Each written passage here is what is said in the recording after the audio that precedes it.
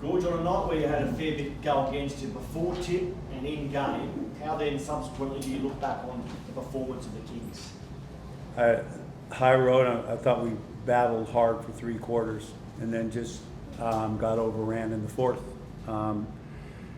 They're the best team in it right now. I know they're missing a couple guys, so there's, as are we.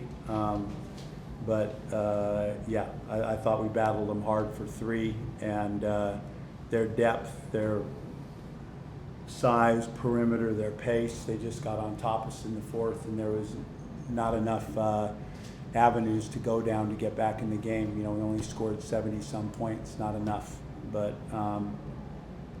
really worked hard at getting ready for this game, really put them on it in the effort areas, and we did have a game plan, and a lot of it does go through X. And I thought we made the adjustments and stayed in the game for 3, but like I said, just eating humble pie right now. Been slapped around the face 3 straight times, and it's, let's see what happens we're in the playoffs, we got a game on Wednesday, see where it takes us, but a hard one to swallow tonight. I know a couple of your studs found foul trouble in the first half again, but in the third quarter they were out there and you got a string of stops, but you couldn't score at the other end. You feel like your offense was not working for you in the third when you needed it the most? I thought we got, it was a game, when their defense is set. With our group right now, we're trying to get some stuff in pace in the first 8 seconds of the shot clock. And I thought, but we had a couple clean looks and we'd cut it to 5. And if I replayed it, it's not shots I would say, no, don't take that shot. And then I thought there was a couple when it's okay, we haven't scored 4 straight times. We need to get one right now. And we didn't do that. We didn't settle in control and get a good shot. So I know it's hard to answer your question, but that flow like that and the way the game, I thought that was a chance for us to get back in or even take a lead. If it could get a game when their defense isn't set and we get some clean looks at the rim before they're set, and we were in the game and we were getting stops. So I rolled the dice there, and I thought, if we played that segment of it again, I'd roll it. I'd go there again. Plenty of areas where you could be frustrated tonight. We'll start with the Tyler Robertson. He did very well to return, but copped that bad whack. There was no foul call there. Can you understand why there was no foul? Well, you had a lot of incidents go on in the game. I thought it was horrendous. Have a look, play back. I got my guy telling they don't call a foul, you can't question it. But the Gritter scenario was, a foul there. They take the foul away and they go with a technical foul. The guys, it was both guys. It was both guys. And there was a lot of stuff that went on in the game where now it's okay, it's on. And they were more clever. At the end, I think our guys are just, we're places going, it's a hornet's nest. They're going nuts every call. We're not getting anything from that side. So, I think they just Bull lost his cool. Tyler, J.A. lost his cool, and I put that back on them, and I said it during the game. I thought it was horrendous. You put it back on the officiating, 100%, 100%, Bull, Qual, and then John Adams. 100%. When you do this, you should look at the videotape. Have a watch of the videotape. What goes on? They're playing it back to me. I can't say. And then you have a situation where you have no timeouts, so you can't even question it. But crunch, you get right back. All of a sudden, 2 travels called in it. Everybody, Noy's been doing that move the whole year. We're 4 down. He pulls through. Travel. I did. It is. You eat humble pie. It's a really tough. It's a hornet's nest in here, and they're right on top of you the whole way. And you need a 50-50. A 50-50. But free throws killed us again. Fouls killed us again. that part, as you can say, the basketball is over here. They're a great basketball team. They got a great chance to win a championship. They beat us. But that side of it really grates at you when you've been going through what we've been going through over the last 3 weeks. We've been getting smacked around, and we came here and said we're not going to take a backward step. So, you know, to tolerate that's hard to tolerate.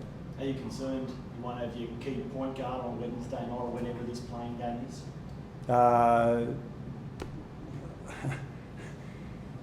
Yeah, I'm sure. Who knows what's going to happen? Yeah, I don't know.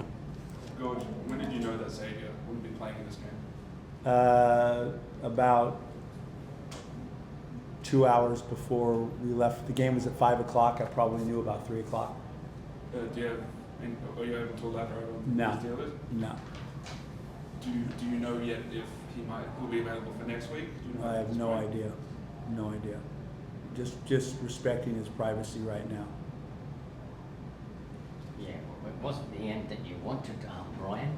What will you now talk to the rest of the team for the playoff game, knowing you don't have a second chance either? Yeah, I mean, I've gone where they've heard my voice. They understand. Now it's strategy. It's getting ready for Adelaide. It's basketball, the emotional side, the effort side, the togetherness has been addressed, and I liked where we were for 3 quarters tonight. And we know we're in a battle, but this thing now gets to, that's all behind us. We have 1 game, and it's analyzing Adelaide and the best way to play Adelaide. That's all it comes down to now. Adelaide is a team you haven't beat this season. When you go back and analyze and evaluate those games, can you pinpoint the areas that you need to improve on in order to turn that around? Well, you got the Kendrick, dealing with Kendrick, and we haven't really had a bull call, a healthy bull call. So I think he's moving well defensively. That, and then they provide an interior situation for us that is difficult. That's why I played Spurgeon tonight. I think he's going to be a factor in dealing with those 2 guys down in the blocks, and then doing something with Kendrick. And we did get 1. I mean, we beat him the first game of the year in Perth in that one, and then have lost 2 straight at our home venue. I think we're 1-3 against them. So they're a challenge for us. The matchup's difficult, but I like Tyler tonight. Got him involved in this thing tonight. Got Spurgeon involved in this thing tonight. And again, lick our wounds, and we've played all season to get a shot at this.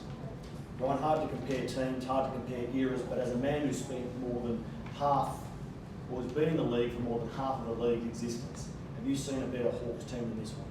No.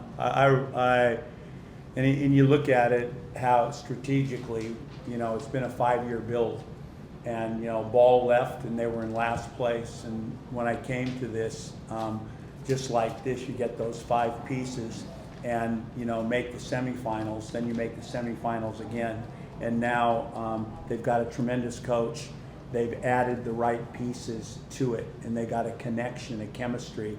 And I thought tonight there's a relentless side to this. You're in this thing, but, a Gritter comes in, who I haven't seen a lot of, and he's just face guarding, denying passes, running the lane hard. They got so many extra points off effort plays, along with firecrackers on the perimeters, good interior, versatile targets. This is, yes, the best Wollongong team I've seen. They're placed in first place.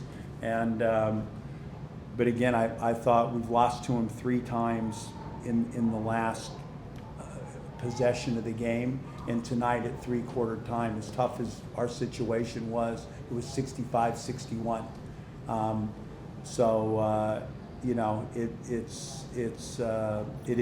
But like you said, as far as a Wollongong team, I haven't seen one better.